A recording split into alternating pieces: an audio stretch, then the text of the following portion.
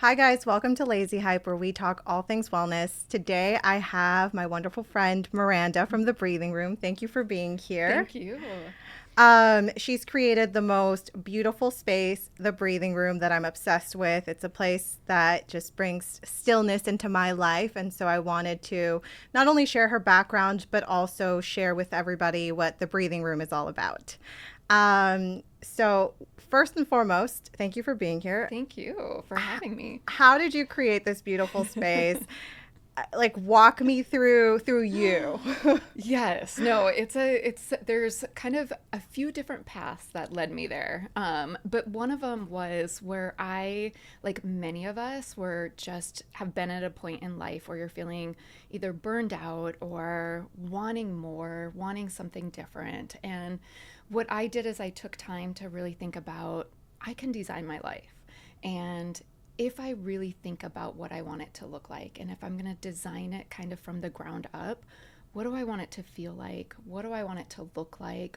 What are some of the activities or the habits that are incorporated in it? And that's kind of where the breathing room part of it came from.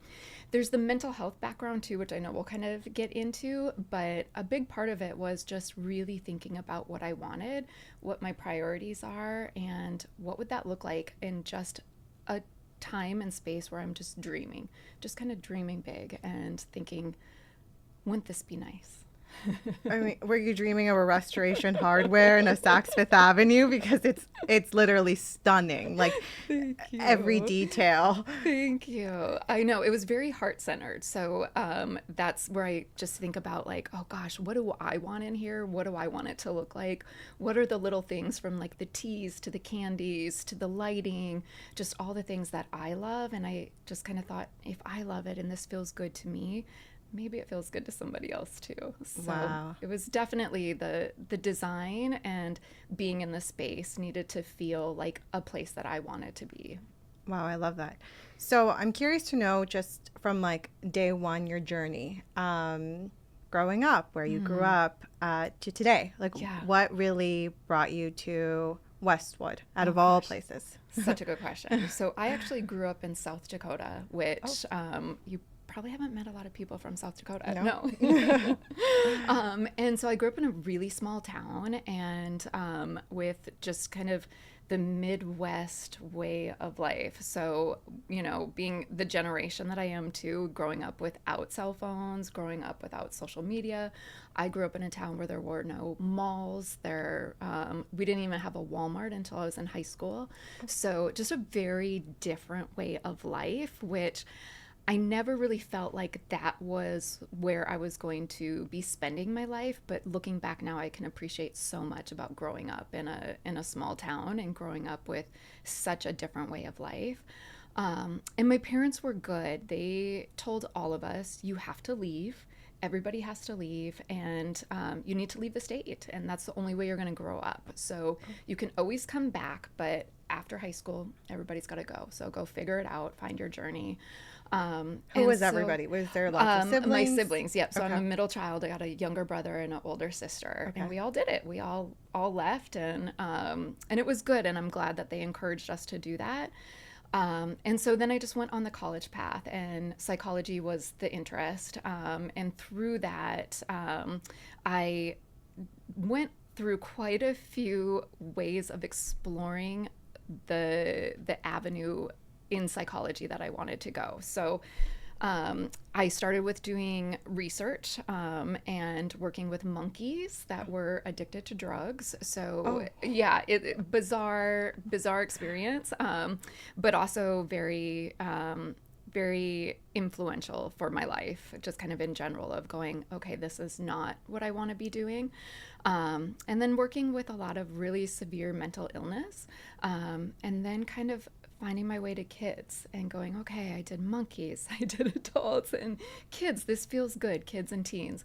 So that's kind of where I ended up of doing testing for kids and teens. So looking at things like autism or learning disabilities, ADHD, that sort of thing. And over the years, what I would find is a big part of the job is that no matter what we find diagnostically, is you need to come up with evidence-based recommendations. So you're thinking, okay, whatever I found here, what are we going to do about it? And how are we going to suggest treatment or strategy in helping someone improve or feel more balanced?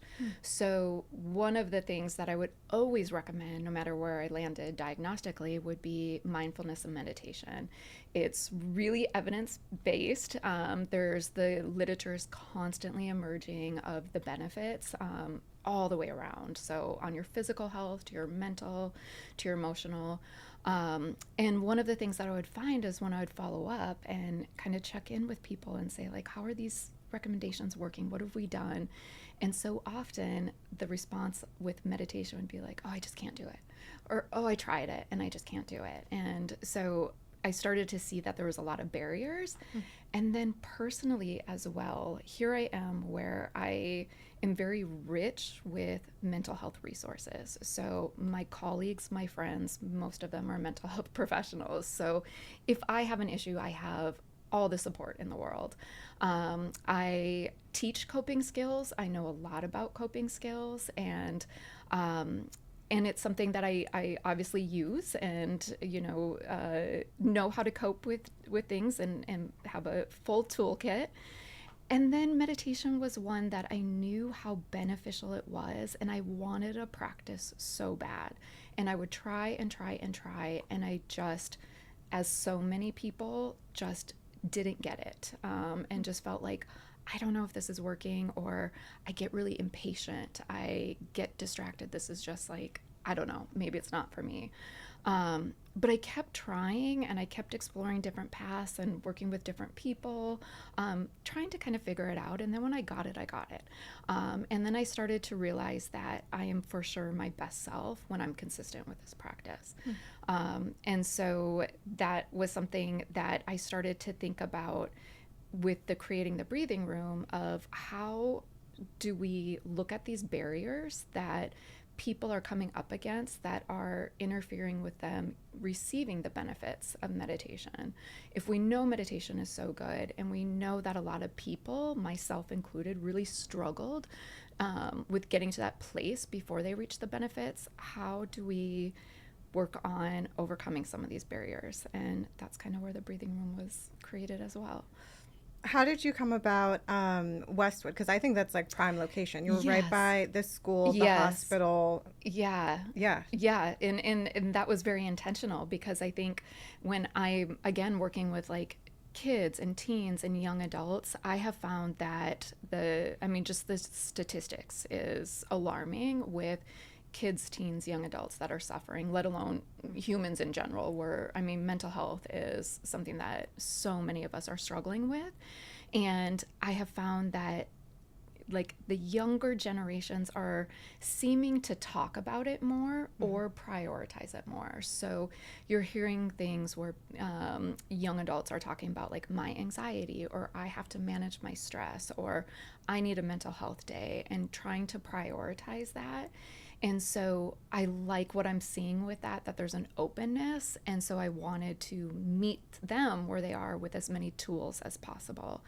And I also think that there's a lot of technology involved in the breathing room. And I think that, college kids can appreciate technology and are so accustomed to technology. So how do we modernize some of these practices and optimize them in a way of using technology, but also giving them the opportunity to really understand what this is and its simplicity as well?